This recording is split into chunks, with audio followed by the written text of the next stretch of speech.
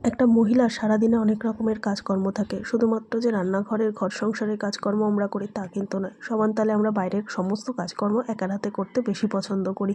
তাই ঘর থেকে রান্নাঘর পর্যন্ত প্রত্যেকটা কাজ যদি একটু গুছিয়ে করতে পারি তাহলে দিনের শেষে নিজেদের জন্য বেশ খানিকটা সময় আমরা রাখতে পারবো। তার জন্য জানতে হবে নানান ধরনের টিপস। আজকে সেই রকম বেশ কিছু টিপস তোমাদের সাথে শেয়ার করবো। চলো তাহলে আজকের ভিডিওটা শুরু করে দিই। তো বন্ধুরা দেখো, এখানে আমি একটা পাত্রের মধ্যে নিয়ে নিয়েছি বেশ খানিকটা লবণ। লবণ যে আমরা শুধুমাত্র রান্নাঘরের কাজকর্ম করার জন্য ব্যবহার করি তা কিন্তু নয়। লবণ দিয়ে কিন্তু আমাদের অনেকগুলো কাজ হয়ে যাবে। কিভাবে কোন কাজ করব? একটা বাটিতে আমি বেশ খানিকটা লবণ নিয়ে নিয়েছি, আর এই লবণটা শুধুমাত্র এই কাজে ব্যবহার করব, তাই আলাদা করে নিলাম। আর নিয়ে নিয়েছি একটা মাটির প্রদীপ। তোমরা চাইলে মাটির যে কোনো জিনিস নিতে পারো, ছোট ভাঁড় হোক বা মাটির যে কোনো জিনিস। তো এখানে আমি মাটির প্রদীপটাকে ভর্তি করে বেশ খানিকটা লবণ দিয়ে দিলাম। এমনভাবে লবণটা হাত দিয়ে চেপে চেপে দিতে হবে যেন সম্পূর্ণ প্রদীপটায় লবণ ভর্তি থাকে। তো এরপর এই প্রদীপটাকে আমরা কোথায় কিভাবে ব্যবহার করব? তোমাদের কাছে যদি মাটির পাত্র না থাকে সেক্ষেত্রে কাঁচ বা তামার পাত্র ব্যবহার করতে পারো। তো এই প্রদীপটাকে আমরা টয়লেটের যে কোনো একটা উঁচু জায়গায় রেখে দেবো, কেননা টয়লেটে কিন্তু প্রচুর পরিমাণে নেগেটিভ এনার্জি থাকে। আমরা যদি বাস্তু টিপস মেনে চলি, ঘর সংসারে শান্তি ফিরিয়ে আনতে চাই, তাহলে কিন্তু টয়লেটের মধ্যে অবশ্যই লবণ রাখা দরকার। তো যে কোনো একটা ফাঁকা জায়গায় বা জানলার ধারে এইভাবে লবণটাকে অন্তত রেখে দিতে হবে 3 থেকে 4 দিন। 3 থেকে 4 দিন পর পর এই লবণটাকে ফেলে দিতে হবে। টয়লেটের ফ্ল্যাশ ট্যাঙ্কেও তোমরা এইভাবে ফেলে ফ্ল্যাশ করে নিতে পারো, কিংবা এইভাবে সিঙ্কের কলেও কিন্তু তোমরা ধুয়ে নিতে পারো। সম্পূর্ণ লবণটাকে এইভাবে জল দিয়ে ধুয়ে নিতে হবে। তাতে কিন্তু প্রচুর পরিমাণে পজিটিভ এনার্জি ঘরের মধ্যে পাওয়া যায় আর অনেকটা ফ্রেশ থাকা যায় এইভাবে লবণটাকে যদি আমরা টয়লেটে ব্যবহার করি। এইভাবে সম্পূর্ণ প্রদীপের লবণটা ফেলে সম্পূর্ণ প্রদীপটাকে ভালো মতো ধুয়ে নিয়ে এটাকে আমরা আবারও একই কাজে এইভাবে ব্যবহার করব। তবে খেয়াল রাখতে হবে 3-4 দিনের বেশি কিন্তু এই একই লবণ ব্যবহার করা যাবে না। আশা করছি টিপসটা কাজে দেবে। চলে গেলাম পরের টিপসে। বন্ধুরা, শীতকালে কিন্তু মটরশুঁটি খেতে আমরা প্রত্যেকেই কম বেশি পছন্দ করি, কিন্তু এই মটরশুঁটি ছাড়িয়ে নানান রকম রান্নায় দেওয়া কিংবা মটরশুঁটির কচুরি খাওয়া, সেটা কিন্তু অনেকটা চাপের একটা বিষয় মহিলাদের কাছে। কেননা মটরশুঁটি ছাড়াতে কিন্তু অনেকটা সময় লাগে, আর সেই সময় আমরা মনে করি যে অন্যান্য কাজগুলো যদি আমরা করে নিতে পারতাম তাহলে অনেকটা কাজ এগিয়ে যেত। আর যেহেতু শীতকালে জলের কাজ প্রচুর পরিমাণে করতে হয়, আঙুলগুলো একটু অবশ হয়ে যায়, সেক্ষেত্রে কিন্তু মটরশুঁটি ছাড়ানোটা হাতের সাহায্যে খুব অসুবিধার মধ্যেই পড়ে। তাই আজকে হাত না লাগিয়ে অল্প সময়ের মধ্যে যাতে বেশি পরিশ্রম না করতে হয় সেইভাবেই সম্পূর্ণ মটরশুঁটি ছাড়ানোর পদ্ধতি তোমাদের সাথে শেয়ার করবো। এখানে আমি অল্প পরিমাণ মটরশুঁটি নিয়েছি, তোমরা চাইলে একবারে অনেকটাও ছাড়িয়ে রাখতে পারো। একটা পাত্রের মধ্যে বেশ খানিকটা মটরশুঁটি আমি জল দিয়ে সেদ্ধ করতে বসাবো। খুব বেশি সেদ্ধ করার দরকার নেই, 3 থেকে 4 মিনিট সেদ্ধ করে নিলেই হবে। তো দেখতে পাচ্ছ মাত্র জলটা ফুটতে শুরু করেছিল। এই অবস্থায় আমি গ্যাসটাকে বন্ধ করে ঠান্ডা হতে দেবো, যতক্ষণ না মটরশুঁটি সম্পূর্ণ ঠান্ডা হচ্ছে। তো দেখতে পাচ্ছ অনেকটা কিন্তু খোসাটা নরম হয়ে গেছে। এরপর দেখো, এখানে একটা নিয়ে নিয়েছি যে কিচেন টাওয়ালগুলো হয় কটনের, সেই একটা সুতির একটা কিচেন টাওয়াল নিয়ে নিয়েছি, আর এর মধ্যে দিয়ে দেবো খোসা সমেত এই উষ্ণ গরম করা যে মটরশুঁটিগুলো এগুলো। আর নিয়ে নিয়েছি একটা চার্জার। চার্জারের পিছন দিকে যে কর্ডটা থাকে একটু ভারী ধরনের হয়, এই কর্ডটাকে দিয়ে যদি হালকা করে আমরা এইভাবে প্রেস করে নিই তাহলে কিন্তু অনেক সহজে মটরশুঁটির সমস্ত খোসা মটরশুঁটি থেকে আলগা হয়ে যাবে। তো দেখলে বুঝতেই পারবে যে হালকা একটু প্রেস করার ফলে কিন্তু হাত লাগানো ছাড়াই সমস্ত মটরশুঁটির খোসা আমরা এইভাবে ছাড়িয়ে নিতে পেরেছি। এইভাবে আমরা কেজি কেজি মটরশুঁটি যখন আমাদের অবসর সময় থাকবে তখন কিন্তু ছাড়িয়ে নিতে পারবো। তো দেখতে পাচ্ছ এইভাবে কিন্তু অনেক সহজে বিনা পরিশ্রমে অল্প সময়ের মধ্যে সমস্ত মটরশুঁটির খোসা আমি ছাড়িয়ে ফেলতে পারলাম। তো আশা করছি এই ছোট টিপসটাও তোমাদের অনেকটাই কাজে দেবে। চলে গেলাম পরের টিপসে। সারাদিনে আমাদের কতবার যে বিছানাটাকে টান টান করতে হয় সেটা কিন্তু আমরা ভালো মতোই জানি। ঘরে যদি ছোট বাচ্চা থাকে বারবার খাটের মধ্যে ওঠানামা করতে গেলেও বিছানার চাদরটা সরে নড়ে যায়।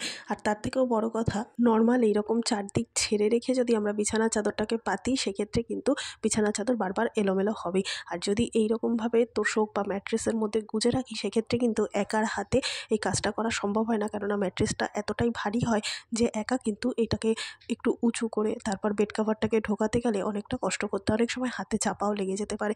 তাই একটা বিনা পরিশ্রমে কিভাবে এই তোষকের নিচে বা ম্যাট্রেসের নিচে আমরা বিছানার চাদরটাকে ঢুকিয়ে রাখবো তারই একটা ছোট্ট টিপস শেয়ার করব। এইভাবে যদি আমরা ইন করে রাখি সেক্ষেত্রে চাদর অন্তত দিনে একবার করে পরিষ্কার করলেই হয়ে যাবে, বারবার এলোমেলো হবে না। নিয়ে নিচ্ছি একটা খুন্তি।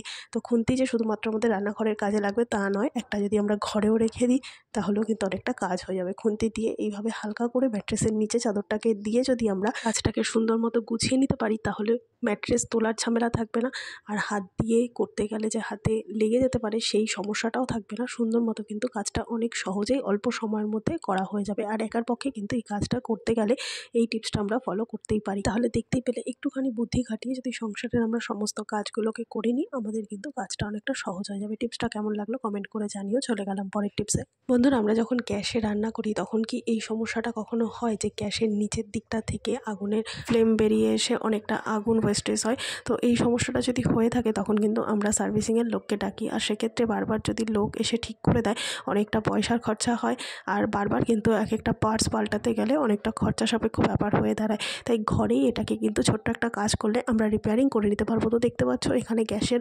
আগুনটাও কিন্তু কম উঠছে। তো এই সমস্যাগুলো হয় মূলত ভেতরে, যেহেতু এটা লোহার তাই ভেতরের দিকে অনেক সময় হতে পারে জং পড়ে গিয়ে আগুনের ফ্লোটা কম থাকে। তো এইরকম সমস্যা হলে যদি আমরা ঘরেই এটাকে ঠিকঠাক করে নিতে পারি তাহলে কিন্তু আমাদের অনেকটাই সুবিধা হয়, বারবার করে বাইরের লোককে খবর দেওয়ার প্রয়োজন পড়বে না। তো এখানে আমি 2 ধরনের টিপস তোমাদের সাথে শেয়ার করব। তো এখানে আমি নিয়ে নিয়েছি টুথপেস্ট, যে কোনো হোয়াইট কালার টুথপেস্ট নিলে হবে। খুব সামান্য পরিমাণ টুথপেস্ট, ওপরের বার্নারটাকে এইভাবে খুলে নিয়ে যদি ভেতরের অংশটায় এই জয়েন্টের জায়গাটায় এইভাবে একটু মোটা করে টুথপেস্ট লাগিয়ে দেওয়া যায়, সেক্ষেত্রে কিন্তু আর আগুনের ফ্লেম বেরোবে না। খেয়াল রাখতে হবে কোনো রকম যেন জেল টুথপেস্ট এখানে ব্যবহার করা না হয়। তো এখানে মোটা করে এই কলগেটের প্রলেপটা দেওয়ার পর বেশ কিছুটা সময় এভাবে আলগা অবস্থায় রেখে দিতে হবে যাতে সম্পূর্ণ শুকিয়ে যায়। আর এই বার্নারটার মধ্যে যে পরিমাণ নোংরা বা যাতে জং না পড়ে তার জন্য এখানে দিয়ে দেবো খুব সামান্য পরিমাণে একটুখানি নারকেল তেল। বার্নারের ভিতরের দিকের অংশটা এইভাবে হালকা করে যদি নারকেল তেল আমরা দিয়ে রাখতে পারি তাহলে এই লোহার মধ্যে কোনো রকম মরচে পড়বে না। আর মরচে পড়ার কারণে কিন্তু ভেতর দিকটা জাম হয়ে যায়, আগুনের ফ্লো বেশি ওঠে না। তাই যাতে মরচে না পড়ে, ঠিকঠাক মতো আগুনের ফ্লো পাই, তাই জন্য একটুখানি নারকেল তেল দিয়ে আর একটুখানি কলগেট দিয়ে আমরা রাখতে পারি, তাহলে কিন্তু বারবার সার্ভিসিংয়ের লোক ডাকতে হবে না। এই দুটো কাজই কিন্তু আমরা ঘরোয়াভাবে করে নিতে পারবো। তো আশা করছি এই ছোট্ট টিপসটা অনেকেরই কাজে লাগবে। চলে গেলাম পরের টিপসে। বন্ধুরা দেখো, এখানে আমি নিয়ে নিয়েছি এই ধরনের কন্টেনার। এই ধরনের একটু লম্বা কন্টেনারগুলো আমরা যখন পরিষ্কার করতে যাই সেক্ষেত্রে কিন্তু পুরোটা আমাদের নিচ অব্দি হাত যায় না, তার ফলে নিচের দিকের ময়লাগুলো কিন্তু খুব ভালো মতো আমরা পরিষ্কার করতে পারি না। শুধুমাত্র এরকম ছোট ছোট কন্টেনার না, এই ধরনের বাসনপত্র যেগুলো একটু লম্বা ধরনের হয় সেগুলো কিন্তু আমাদের নিচের দিকটা পরিষ্কার করা সম্ভব হয় না। ঠিক যেরকম গ্লাসের ওপরের দিকটা ভালো মতো পরিষ্কার করা গেলেও একদম নিচ অব্দি হাত না যাওয়ার কারণে এই ধরনের লম্বাটে ধরনের যে সমস্ত আমাদের বাসনপত্র আছে সেগুলো মাজতে আমাদের অনেকটা অসুবিধা হয়। তার জন্য এখানে নিয়ে নিয়েছি গ্রেটারের যে পিছন দিকের এই ছুঁচালো মতো অংশটা, এটাই কিন্তু আমাদের অনেকটা কাজে সাহায্য করবে। তার মধ্যে এইভাবে লাগিয়ে নেবো একটা স্কচ বাইটটা অবশ্যই একটু নরম ধরনের হতে হবে। তার মধ্যে গার্ডার দিয়ে এইভাবে টাইট করে আটকে নেবো। তোমরা চাইলে গার্ডারের পরিবর্তে কোনো মোটা দড়ি দিয়েও টাইট করে আটকে নিতে পারো। এরপর দেখতে পাচ্ছ এইভাবে যদি আমরা সমস্ত এরকম গলা লম্বা ধরনের কৌটোগুলোকে পরিষ্কার করে নিই বা গ্লাসগুলোকে পরিষ্কার করে নিই, সেক্ষেত্রে একদম নিচ অব্দি যেমন সুন্দর মতো পরিষ্কার করা যাবে, হাতেরও ব্যবহার করতে হবে না। আশা করছি এই ছোট্ট টিপসটাও অনেকটা কাজে দেবে। চলে গেলাম পরের টিপসে। তো বন্ধুরা দেখো, এখানে আমি নিয়ে নিয়েছি মিষ্টির প্যাকেট। আর মিষ্টি খাওয়া হয়ে গেলে যে খালি কাগজের বাক্সগুলো থাকে সেগুলোকে আমরা ফেলে দিই, আজকে থেকে ফেলবো না। এই খালি মিষ্টির প্যাকেট দিয়ে কিন্তু অনেকগুলো কাজ আমরা করে নিতে পারবো। তো কি করতে হবে, এখানে দেখো এই মিষ্টির প্যাকেটের এক কোণার একটা কাগজের অংশকে এইভাবে কেটে ছোট ছোট টুকরো করে নেবো। তো আমাদের প্রত্যেকের বাড়িতেই এই ধরনের বেশ কিছু কন্টেনার থাকে যেগুলোর মধ্যে এইরকম উগ্র গন্ধযুক্ত বেশ কিছু খাবার জিনিস থাকে। তো দেখো এখানে আমি চ্যবনপ্রাশ নিয়ে নিয়েছি, আর এর গন্ধটা এতটাই স্ট্রং যে ভালো মতো এটাকে পরিষ্কার করে ধুয়ে নেওয়ার পরও এই কৌটোগুলো যখন আমরা কোনো মশলা রাখার কাজে বা অন্যান্য কাজে ব্যবহার করব তখন কিন্তু সেই চ্যবনপ্রাশের গন্ধটা থেকেই যাবে। তো এইটাকে কিভাবে পরিষ্কার করব, এই কাগজের টুকরোগুলো আমি এর মধ্যে দিয়ে নেবো খুব সামান্য পরিমাণে একটুখানি জল। তো জলটা তোমরা উষ্ণ গরম দিতে পারো। এরপর ঢাকনা বন্ধ করে বেশ খানিকক্ষণ এইভাবে ঝাঁকিয়ে নেবো, কেননা কাগজের মধ্যে যে একটা গন্ধ থাকে সেই গন্ধটা সম্পূর্ণ কিন্তু এই কৌটোটার যে একটা স্ট্রং গন্ধ ছিল তার গন্ধটাকে দূর করে ফেলতে সাহায্য করবে। তো এইভাবে যদি আমরা সারা রাত ভিজিয়ে রাখতে পারি সেক্ষেত্রেও কিন্তু অনেক তাড়াতাড়ি আমাদের কাজটা হয়ে যাবে। তো দেখতে পাচ্ছ এখানে কিন্তু সমস্ত কাগজের যে একটা ঘোলাটে জল সেটা কিন্তু সম্পূর্ণ বেরিয়ে এসে, এরপর পরিষ্কার জলে ধুয়ে এই কৌটোটাকে যদি আমরা ব্যবহার করি আগের যে একটা গন্ধ সেই গন্ধ কিন্তু সম্পূর্ণ চলে যাবে। তো আশা করছি আজকে সমস্ত টিপস তোমাদের কাজে দেবে। টিপসগুলো যদি ভালো লেগে থাকে লাইক কমেন্ট শেয়ার করে পাশে থাকবে। আমার এই ভিডিওটা কে কোথা থেকে দেখছো কমেন্ট করে জানাতে ভুলবে না। দেখা হবে আবারও ভিডিওর সঙ্গে। ধন্যবাদ।